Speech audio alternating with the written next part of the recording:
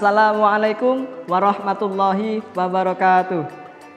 Alhamdulillah, assalatu wassalamu ala rasulillah Sayyidina Muhammad ibni Abdillah. La haula wa la quwata illa billah, amma ba'dah. Saudara-saudaraku sekalian, berjumpa lagi bersama kami di channel YouTube SMK Nurul Huda dengan agenda Hikmah Ramadan. Pada bulan yang mulia ini, Allah Subhanahu wa taala telah memberikan kita banyak pahala dan dilipat gandakan oleh Allah bagi mereka yang mau beribadah kepadanya. Dan tidak hanya itu, dosa-dosa kita pun akan dilipat gandakan bagi mereka yang melanggar pada bulan suci Ramadan. Mengenai perihal memberi, pada pertemuan kali ini kita akan membahas tentang sedekah. Banyak dari kita itu sering melakukan sedekah, tapi tidak sedikit pula dari kita kurang mengetahui apa saja manfaat-manfaat dari sedekah. Manfaat sedekah itu ada 7. Yang pertama, sedekah itu akan menjauhkan kita dari segala mara bahaya. Sebagaimana yang disabdakan oleh Rasulullah SAW, as-sadaqatu litadfa sab'ina baban minal bala'i. Sedekah itu menutup 70 pintu mara bahaya. Yang kedua, sedekah itu bisa menjadi dokter bagimu. Rasulullah SAW pernah bersabda, dawu marodokum bisadaqati, sembuhkanlah penyakit kalian semua dengan bersedekah. Adapun manfaat sedekah yang ketiga, yaitu sedekah akan menjadi pelindung harta-hartamu. Yang keempat, sedekah bisa meredam amarah Tuhan yang Maha Esa, yaitu Allah Subhanahu wa taala.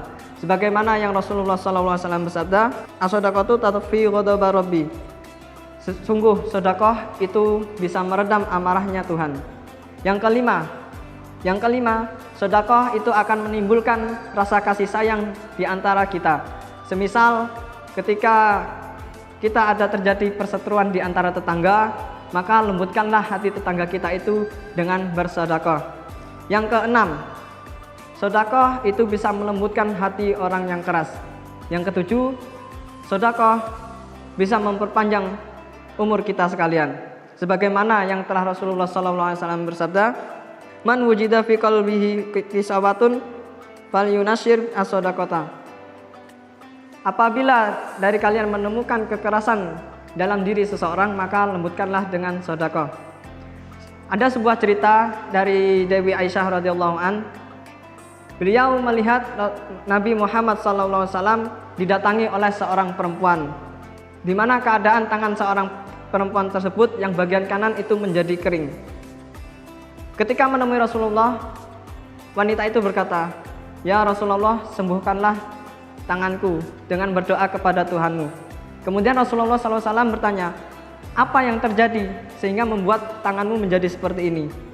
Dan perempuan tersebut mulai bercerita, sungguh ketika dalam mimpi aku melihat hari kiamat benar-benar terjadi. Surga dan neraka itu didekatkan kepadaku. Dan perempuan itu melihat di dalam mimpinya ibunya berada di dalam neraka. Dan seketika itu perempuan tersebut menemui ibunya dan menanyai, wahai ibu, mengapa engkau bisa berada di neraka? Padahal engkau seketika di dunia adalah wanita yang soleh dan taat kepada suamimu. Dan ibunya pun menjawab, wahai anakku, ketahuilah, neraka ini adalah tempat berkumpulnya orang-orang yang pelit, yang tidak mau bersedekah selama di dunia. Selama di dunia, selama seumur hidupku, aku hanya bersedekah sepotong gaji dan sepotong roti. Dan perempuan tersebut bertanya, di manakah ayah?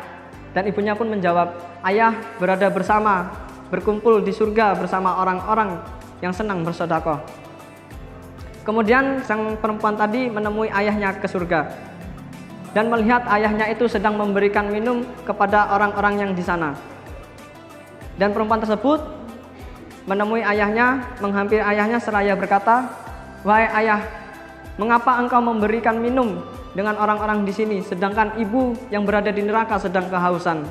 Dan ayahnya pun menjawab, wahai anakku, ketahuilah, sesungguhnya ibumu adalah orang yang pelit, dan air telaga ini adalah air telaga untuk Rasulullah, di mana air telaga ini diharamkan bagi orang-orang yang pelit. Dan anak perempuan tadi tidak percaya akan hal itu.